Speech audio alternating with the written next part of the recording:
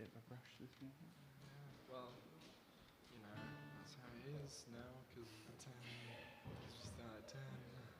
Great. I really like starting this now. Okay, ready?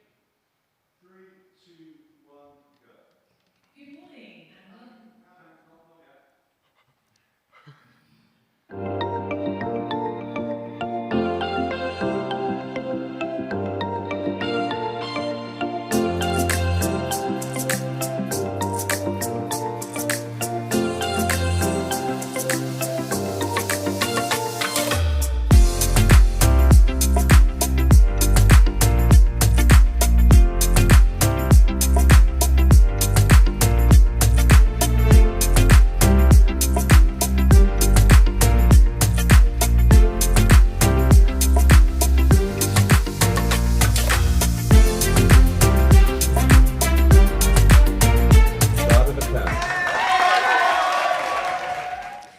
Good morning and welcome to Starter for 10. My name is Caroline and I'm your host for this morning. We also have with us Jill, who's our speaker. Morning, Caroline. Morning. And we have Neil, who's our online host. Good morning. Good to be with you. Now, you might have noticed we're actually in a slightly different location today. This has got some Gary Lineker Match of the Day vibes going on. So we're here on the balcony with the church behind us. Jill, you've been talking quite a lot about Walker's Crisps this morning, haven't you? I have. I think we should have been provided with some Walker's Crisps, really. Yeah, if we're going to do a Gary Lineker, Yeah. we need to have some props at least. It's not good enough, Absolutely. Well, this morning we are continuing. It's our final part of our Gathered and Scattered series that we've been in for the last few weeks. And we want to start off by asking you a question. And the question is this. So share a time when you have ended up in an unexpected place. So a time that you've ended up in an unexpected place. Now, Jill, do you want to share a story with us? Yeah, quite a recent one, actually. I was doing a solitary walk, quite a long one. I think I was really rigidly following the instructions. I had a whole book to tell me where to go. And I thought I was following well and found myself in the middle of a cornfield. And the corn was like 7 feet tall. And lost my bearings so quickly, had no idea which way I had come, which way I should go. Quite scary. I can imagine. Yeah. I can imagine. Well, mine's a little bit different. This is a long time ago, so it's not so recent. It was when I was 18 and going on my gap year, and I had applied to go to Brazil to teach English to sort of inner city kids in São Paulo. And just before I was about to fly out to Brazil, I was told that I wouldn't be doing that, but I would be working in a travelling circus for 6 months. And so that was my unexpected destination. How about you, Neil? Mine's a Brazil story as well. And I was travelling to Brazil, first time I've ever been to Brazil, travelling on my own. And I was told that I'd need to catch an internal flight to get to my final destination. And I was told, you just catch it at Sao Paulo airport. So I arrived in Sao Paulo airport, which is massive, and I went to look at the departure times, and there was nothing on the departure desks, departure times at all. So I just thought, okay, I'll wait. And eventually time moved on, and I went to one of the desks to say, well, where's this flight? Now, obviously, I don't speak Portuguese. The desk attendant didn't speak English, so eventually we worked out that I was actually in the wrong airport. Yeah. And I should have been in the domestic airport in Sao Paulo, which was completely the other side of the city. And Sao Paulo, I think, is the third or fourth largest city in the world, and time was running out. Did you make it for your flight? I did make it for my flight. That's impressive. That's very impressive. Yeah. Well, you might actually see that Brazil is a bit of a theme this morning. Jill's going to be speaking later about her time in Brazil. And this morning we're thinking about our international partnerships. So that's going to be the theme, airports and travel. We're going to be picking up later on. But for now, we're going to hand over to Dan and to Harry, who are going to lead us in a song. Thank you, Jill and Caroline. The song I'm going to be singing is called You're Beautiful. This song talks about how beautiful God is in all his creations. And I've found myself listening to this quite a lot recently and felt the need to share.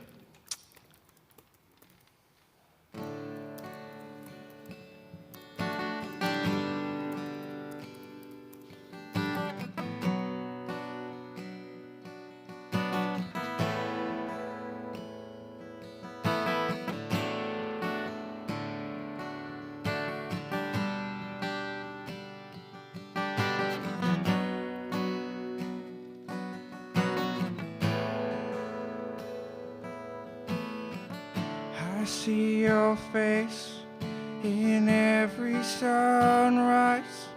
The colors of the morning are inside your eyes. The world awakens in the light of the day. I look up to the skies and sing, you're beautiful.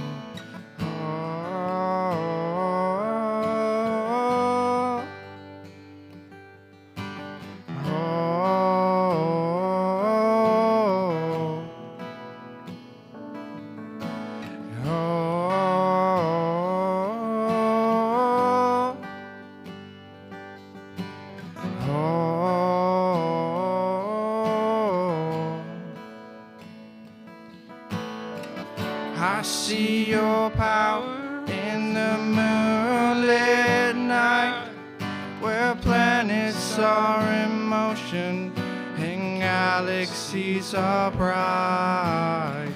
We are amazed in the light of the stars. It's all proclaiming who you are. You're beautiful.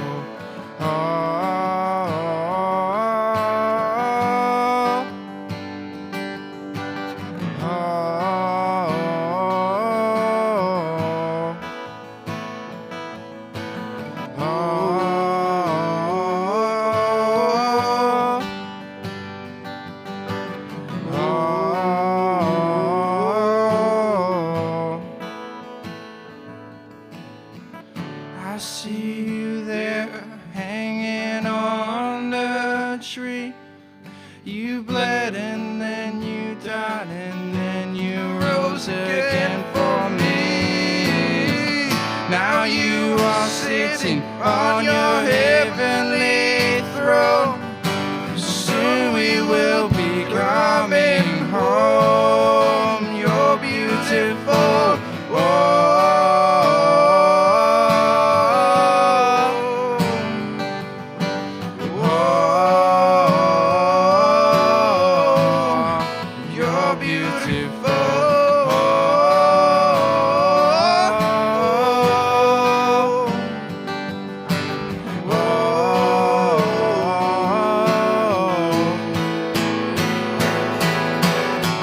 When we arrive at eternity's shore, where death is just a memory and tears are no more, we'll enter it as the wedding bells ring.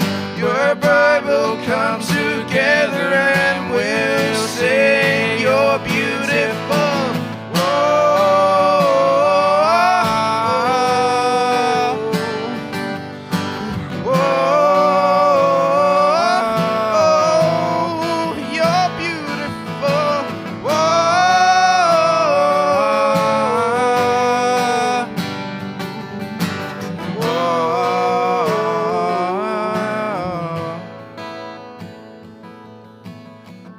I see your face, you're beautiful.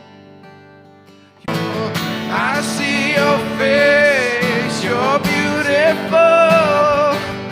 You're beautiful. You're beautiful.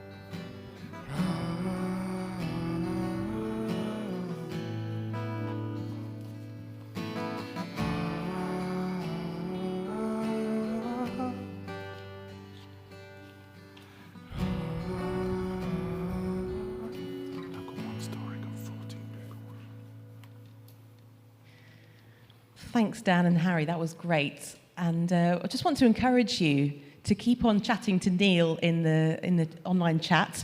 There's going to be an opportunity in a minute for Neil to share some of the stories that are coming through. So do make sure that you do that before we hear them in a minute. Now, I'm going to hand over to Jill, who's our speaker for today. So Jill, do you want to give us a nutshell, the high five of what today's sermon is going to be about? Sure. Yeah, we're really talking about international work. The church does international work. Our charities do international work. And I don't know about you at home, but I have a real challenge of not being overwhelmed by the thought of international work. The world is this massive, needy place, isn't it? And we've got now, through our phones, sort of global connection, 24/7 news, natural disasters everywhere. And you can so easily, I think, be completely overwhelmed by the feeling of being really not able to do anything effective. So a long time ago, I think it's about 15 years ago, here at Bookham Baptist Church, we decided to make a change. Instead of sending money abroad and not really having maybe a great idea of what was going on, we decided to work into actual partnerships with real people, where we could visit, they could visit us, and we could build up a real relationship of giving and receiving both ways, so that our giving is very, very focused. We know who we're giving to, we know what they do. And so what Carly and I are going to do now is just go through the highlights, really, of our main mission partnerships across the world.